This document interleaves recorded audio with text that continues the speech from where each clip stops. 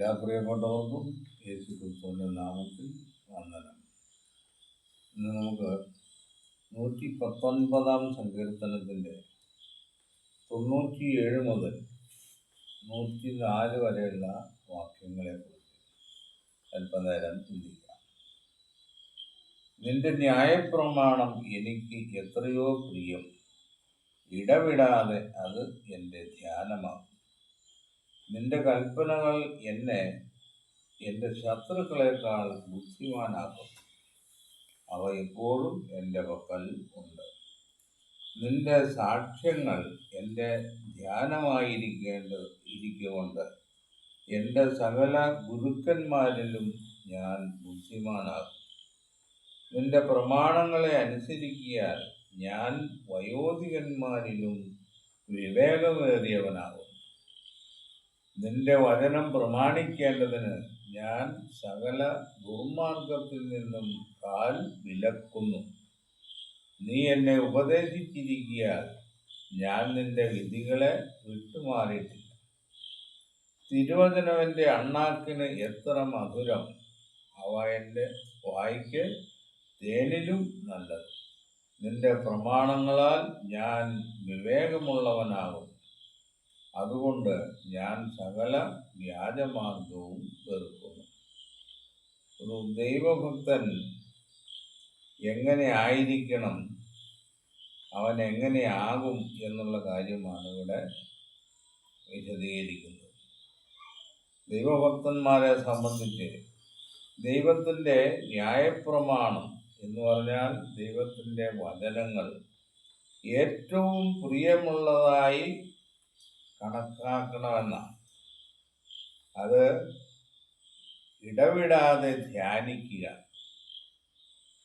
അങ്ങനെ ചെയ്യുന്ന പക്ഷം നിന്റെ കൽപ്പനകൾ എന്നെ ശത്രുക്കളെക്കാൾ ബുദ്ധിമാനാക്കുന്നു.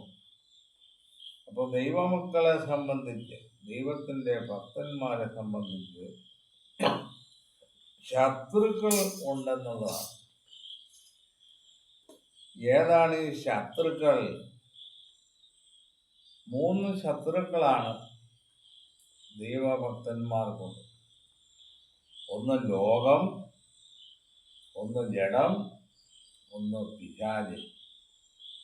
ഈ 3നെയും ജയിക്കണമെങ്കിൽ ബുദ്ധിയാണ് ആവശ്യം. ദൈവത്തിൻ്റെ വചനത്തിൻ്റെ അടിസ്ഥാനത്തിലുള്ള ബുദ്ധി. അപ്പോൾ ആ ബുദ്ധി കൊണ്ട് ഈ ശത്രുക്കളെ ജയിക്കാമെന്ന്. ലോകത്തിൻ്റെ മോഹങ്ങൾ ഒഴിവാക്കുക. ജഡമെന്ന് പറയുന്നത് അവനവൻ തന്നെയാണ്.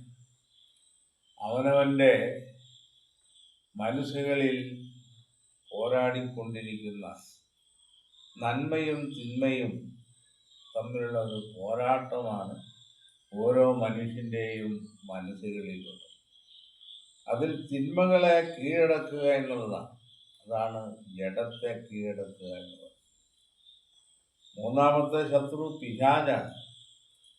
പിശാചിൻ്റെ ഒരുപാട് തത്വങ്ങൾ ഈ ലോകത്തിൽ പ്രചരിക്കുന്നു. അതിനെ അനുകരിക്കാതെ സത്യം കൊണ്ട് അതിനെ എതിർത്ത് തോൽപ്പിച്ച് ജയിക്കുക എന്നാണ്. അപ്പോൾ ഈ 3 വിധത്തിലുള്ള ശത്രുക്കളിൽ മേൽ ജയം കൊള്ളുന്നത് ദൈവത്തിൻ്റെ വചനപ്രകാരമുള്ള ബുദ്ധി കൊണ്ടാണ്. അപ്പം അതുകൊണ്ട് അവ എപ്പോഴും എൻ്റെ പക്കലുണ്ട്. നിന്റെ സാക്ഷ്യങ്ങളുടെ ധ്യാനമായിരിക്കൊണ്ട് ഞാൻ സകല ഗുരുക്കന്മാരിലും ബുദ്ധിമാനാകുന്നു. ലോകപ്രകാരമുള്ള ജ്ഞാനമുള്ള ഒരുപാട് മേഖലകൾ, ഒരുപാട് ഗുരുക്കന്മാർ അന്നും ഇന്നും ലോകത്തിലുണ്ട്.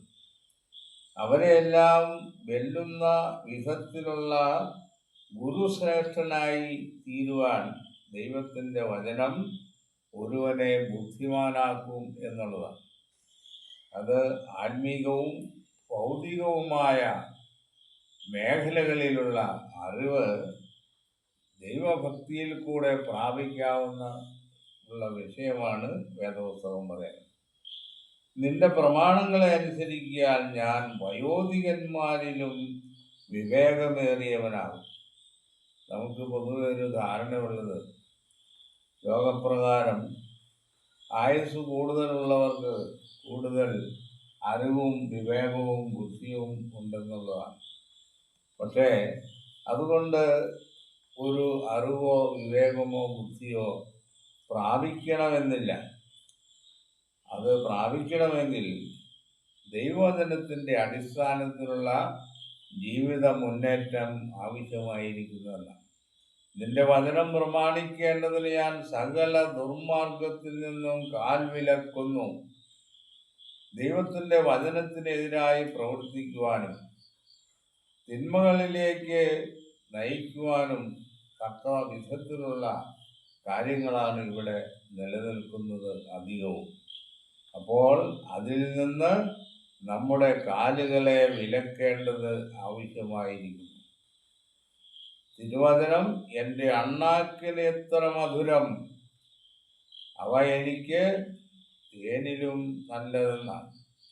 നമ്മുടെ വായിക്ക് തേനിലും നല്ലതാണ് ദൈവത്തിൻ്റെ വചനം. ആ വായിൽ നിന്ന് പുറപ്പെടുന്ന ലാവണ്യവാക്കുകൾ എന്നാണ് വേദപുസ്തകത്തിൽ പറയുന്നത്. യേശുവിൻ്റെ വായിൽ നിന്ന് പുറപ്പെടുന്ന ലാവണ്യവാക്കുകൾ ഇത് ദൈവമക്കൾക്ക് മാത്രമുള്ള ഒരു അനുഗ്രഹമാണ്. നിന്റെ പ്രമാണങ്ങളാൽ ഞാൻ വിവേകമുള്ളവനാകുന്നു. വിവേകമെന്ന് പറഞ്ഞാൽ തിരിച്ചറിവാണ്. ഏതൊരു കാര്യത്തെയും കുറിച്ചുള്ള തിരിച്ചറിവ് ഉണ്ടാകുന്നതിനുള്ള ഒരു വിശേഷ ഗുണമാണ് വിവേകം. അതുകൊണ്ട് ഞാൻ സകല വ്യാജമാർഗവും വെറുക്കുന്നു. ദൈവത്തിൻ്റെ വചനങ്ങൾക്കെതിരായി ഉയർന്നു പൊങ്ങുന്ന ആശയങ്ങൾ അവ നമ്മൾ സത്യം കൊണ്ട് തിരിച്ചറിഞ്ഞ് അവയെ വെറുക്കേണ്ടതാകുന്നു എന്നാണ്. അപ്പം ഈ വിധത്തിലുള്ള ഒരു ജീവിത ശൈലി അവലംബിക്കുന്നവരെ സംബന്ധിച്ച് അവർ എപ്പോഴും ദൈവത്തിൻ്റെ ദൃഷ്ടിയിൽ തന്നെ ഇരിക്കുന്നു എന്നാണ്. അവർക്ക് പീഡകളും ഉപദ്രവവും നേരിടുവാനുള്ള ജീവിതത്തിൽ എല്ലാ മാർഗങ്ങളും ഇവിടെ ഉണ്ടെങ്കിലും അതിനെയെല്ലാം അതിജീവിക്കുവാൻ ഈ വചനത്താൽ ദൈവം നമ്മളെ സഹായിക്കുന്നു എന്നുള്ളതാണ്. ഈ വിഷയത്തെക്കുറിച്ച് തന്നെ പറഞ്ഞ് അവസാനിക്കും.